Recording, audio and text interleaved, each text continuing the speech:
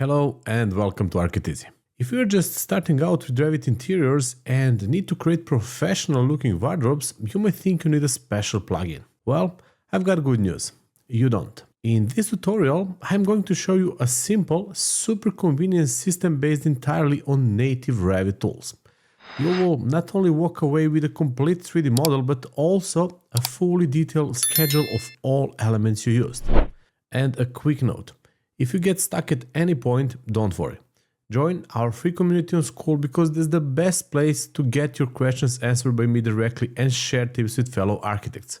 It's completely free, includes a free Revit training, and you can find the link right in the video description below.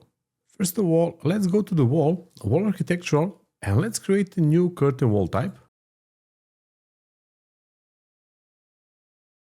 I named this one as Architeezy Wardrobe 600mm, and then for a curtain panel, I'm gonna pick Architeezy Solid 5mm. I made this one by copying the system one, and then what I'm gonna do, I will go and I'm gonna pick the border mullions. So I'm gonna take this 20 by 600mm. I also made them by duplicating the system's mullion. So let's hit OK, and let's draw our wall. I'm gonna make it, let's say, 4.5 meters in length. So this is how our wall look like.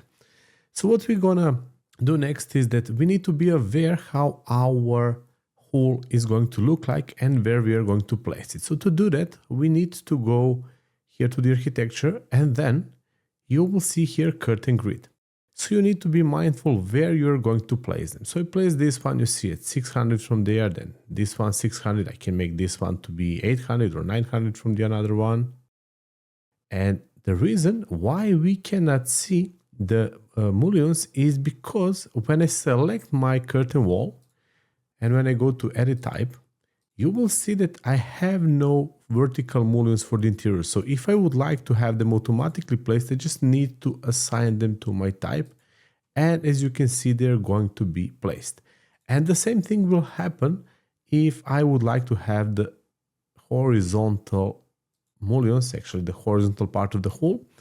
And by the way, one more very important thing is that when you are placing the grids, you need to be aware if you're placing them on all segments actually, or on one segment. So if you just would like to place them on all segments, for example, as I would like to do it here, as you can see, it will go all the way there, or I can just take and I can place it just like this.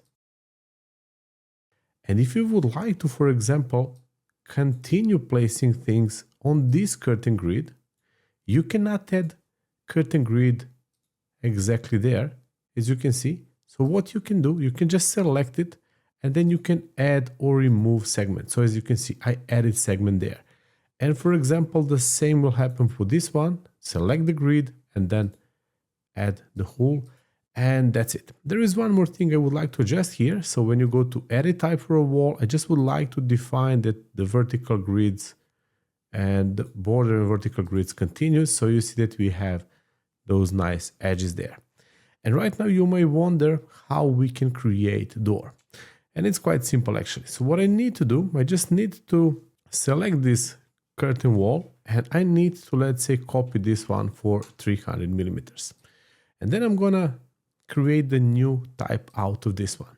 So I'm gonna name this one as Architeezy front, for example. And then what we don't have are mullions. So we have no mullions at all.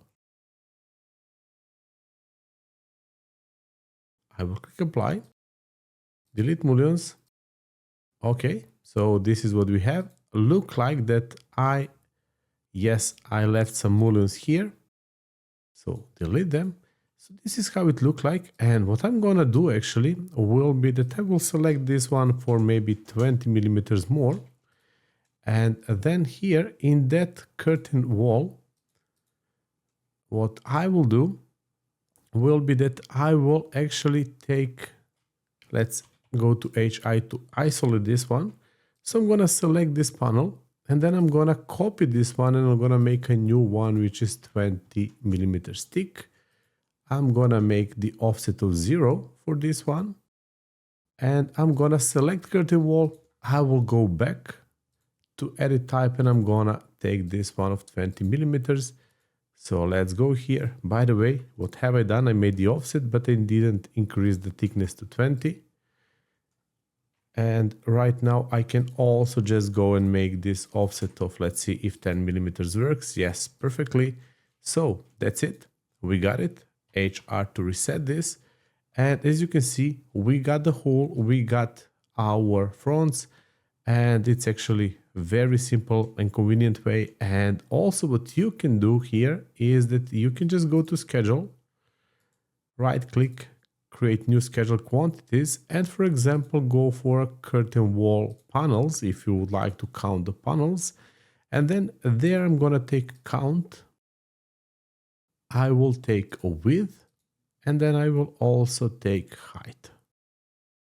Let's bring count at the end. And you see, we've got it. And of course that we can sort it out if needed. So we can first of all sort it by width, then by height, and then we can ground totals. So this is our schedule. And on the same way, you can create the one for hole. But in that case, instead of creating one for the panels, you need to create one for a curtain wall mullions. Go take count. Not cost, sorry. And let's sort it out. So here it comes. By the way, we can also just add it in a footer, and it's clear. We have 5 of 333, then 2 of 570. And I mean, basically that's it. I hope that I cleared things up for you. If you would like to watch the extended version, to download project files, and to learn how to make a gap between panels as well as trims around panels, join Premium Plan in our school community. And don't forget to like this video and to subscribe for more architectural tips.